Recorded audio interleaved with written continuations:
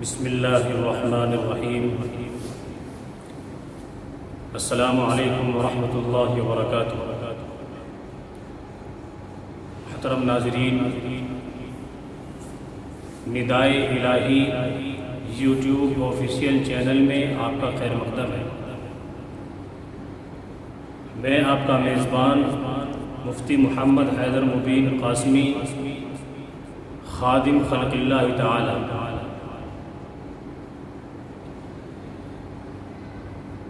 ناظرین، آج ایک بہت اہم موضوع اور بہت خاص بات میں آپ کے سامنے، آپ کی خدمت میں لے کر حاضر ہوا ہوں۔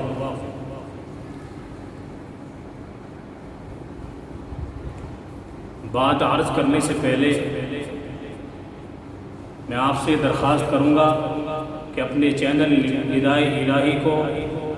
سبسکرائب کر دیں، لائک کر دیں اور شیئر کر دیں، گھنٹی کے بٹن کو دبا دیں تاکہ ہماری ہر نئی آنے والی اپڈیٹ آپ تک بآسانی پہنچ سکے۔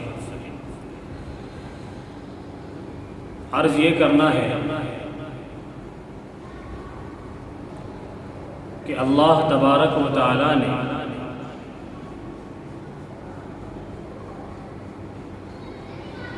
انسان کو محترم اور اشرف پیدا کیا ہے۔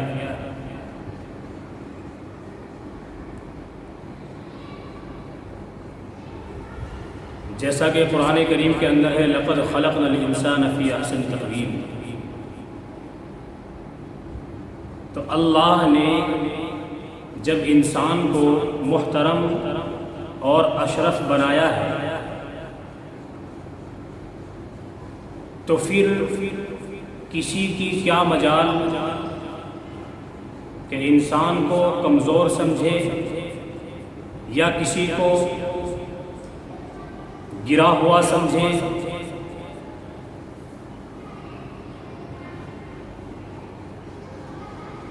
جب اللہ نے محترم بنایا ہے تو محترم ہی سمجھنا چاہیے۔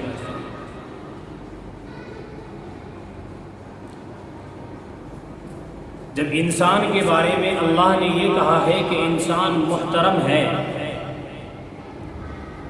تو پھر اس خالق کائنات کا کیا وجود ہوگا، اس کی ذات کتنی وراء الورا ہوگی، کتنی عظمت والی ہوگی۔ اور جو اس اللہ نے اس دنیا کے اندر انسان کی زندگی کو خوبصورت اور خوشنما مزین بنانے کے لیے جو قانون اور جو نظام بھیجا ہے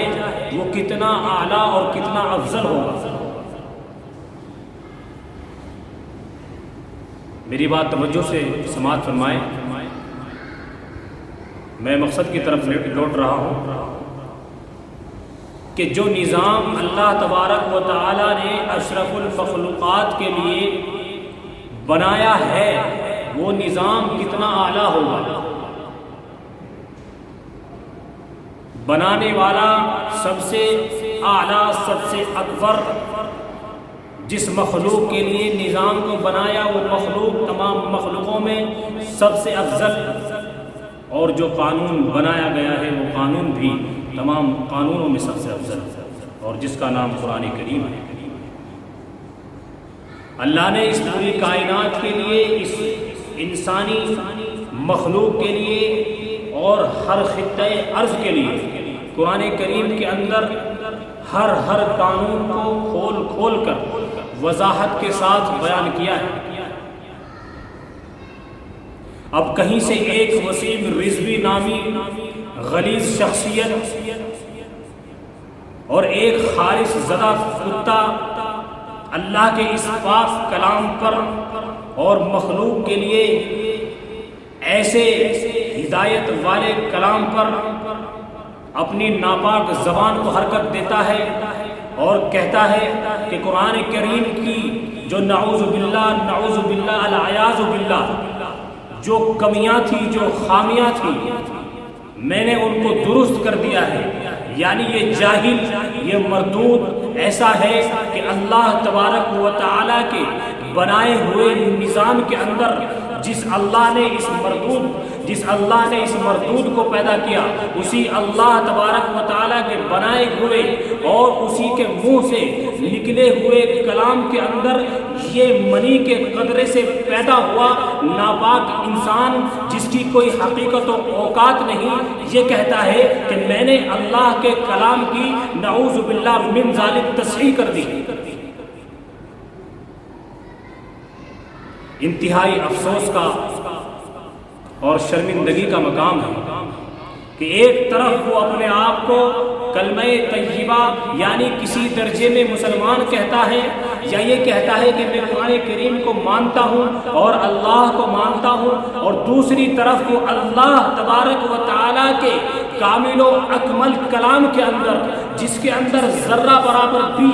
غلطی اور کوتاہی کا تصور کرنا ناجائز اور حرام ہے اور انسان کو کفر کی حد تک پہنچا سکتا ہے، ایمان کی حد سے باہر دھکیل سکتا ہے، وہ نالائق کہتا ہے کہ میں نے پاک پروردگار کے پاک کلام کو صحیح کر دیا ہے۔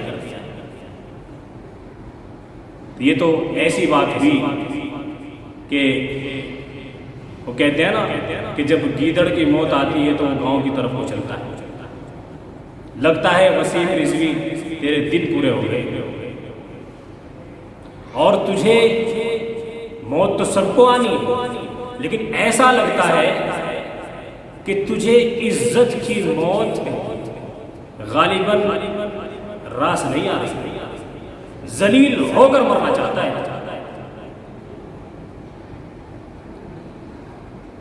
اگر اب بھی کوئی غیرت اور کوئی حیا، کوئی شرم تیرے اندر باقی ہے تو اپنی اس غلطی سے اس پاک پروردگار کے دربار میں جا کر توبہ اور استغفار کر اور اس سے معافی مانگ، وہ بڑا رحیم ہے، تجھے معاف کر دے گا، وہ سب کو معاف کرتا ہے، تجھے بھی معاف کر دے گا۔ بہرحال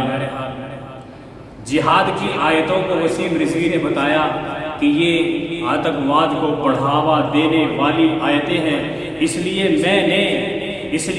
نے ان کو قرآن کریم کے اندر سے نکال کر اور قرآن کریم کے اندر جو کمیاں تھیں، وہ جو خامیاں تھیں نعوذ باللہ، ان کو صحیح کر دیا ہے۔ یہ وسیم رضوی۔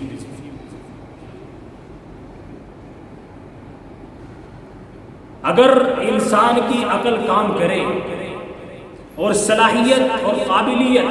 یعنی علم و فنون کو اس نے سیکھا ہو اور قرآن کریم کے معنی،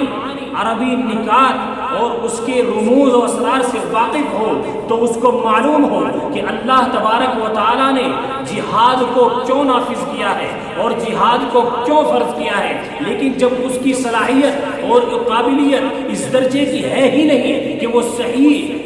تحری اور غور و فکر کر کے نتیجے تک پہنچے، تو وہ کہاں صحیح بات تک پہنچ سکتا ہے؟ اپنے علم کی کوتاہی، اپنے عقل کی کوتاہی کو نعوذ باللہ اللہ کے کلام کی کوتاہی بتلاتا ہے۔ جہاد کہتے ہیں ایسے معرکے اور ایسی لڑائی کو جو ظلم و بربریت کے خلاف ہو۔ اگر کسی جگہ پر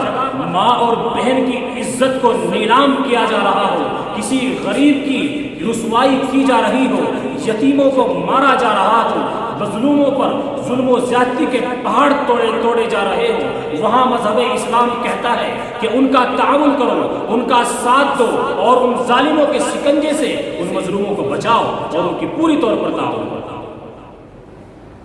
یہ آتنکواد ہے؟ کسی بے سہارا کو سہارا دینا یہ آتنکواد ہے؟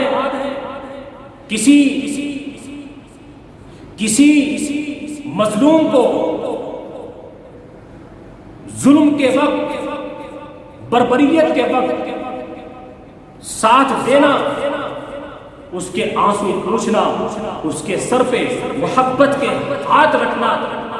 یہ آتنکواد ہے؟ اگر تمہاری نظر میں کسی مظلوم کا ساتھ دینا آتنکواد ہے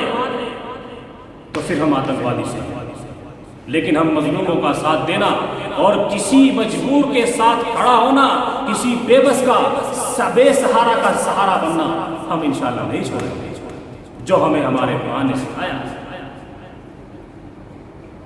اور میں حکومت وقت سندھ جو کہ ایک ناکام حکومت ہے، 7 سال حکومت کے پورے ہو گئے ہیں اور دیش کا ہر کونا، ہر خطہ پریشانی، زبوحالی، بیماری اور بے روزگاری، بے حالی میں مبتلا ہے. اور حکومت کہتی ہے کہ ہم ایسے حکمران ہیں کہ ہندوستان کی گدی نے آج تک ایسی حکومت نہیں دیکھی. ہاں صحیح فرمایا، ہندوستان کی گدی نے آج تک ایسی ناقابل اور نااہل حکومت نہیں دیکھی. اگر ذرا بھی غیرت ہے تو ایسے وسیم رضوی جیسے جاہلوں کو اور ظالموں کو جیل کے حوالے کرو، اور موب لنچنگ میں مبتلا ان خبیث لوگوں کو جیل کے حوالے کرے جو غریب مظلوموں پر اور بے سہارا لوگوں پر بھیڑ اکٹھا ہو کر ظلم کر کے ان کو موت کا نوالا بنا دیتے ہیں. اگر ذرا بھی غیرت باقی ہے اور حکومت ہند اپنے کردار کو ثابت کرنا چاہتی ہے اور یہ چاہتی ہے کہ کل آنے والی نسل ان کو اچھائی کے ساتھ یاد کرے، تو ان کو چاہیے کہ انسانیت کو سامنے رکھتے ہوئے حکومت کرے، ہندوستانی بن کر حکومت کرے، ہندو یا مسلمان بن کر حکومت نہ کرے، ہندوستانی بن کر حکومت کرے اور اپنے دیش کو جیسے پہلے سونے کی چڑیا تھی پھر دوبارہ سونے کی چڑیا بنائے. محترم ناظرین، میں درخواست کروں گا آپ لوگوں سے کہ یہ ندائے الہی یعنی اللہ کی آواز جو میں نے قرآن و حدیث کی روشنی میں آپ کے سامنے رکھی ہے کہ مظلوم کا ساتھ دینا اور سچ کو سچ کہنا، حق کو حق کہنا، اس بات کو بلند کرنے میں، اس ندا کو بلند کرنے میں آپ میرا تعاون کریں تاکہ ہر مظلوم کی آواز ان صاحب اقتدار لوگوں کے کانوں تک پہنچ سکے جو اپنے اقتدار کے نشے میں بے ہوش ہے اور ان کو مظلوموں کی آہ سنائی نہیں دیتی. جزاک اللہ احسن الجزاء. السلام علیکم ورحمۃ اللہ وبرکاتہ.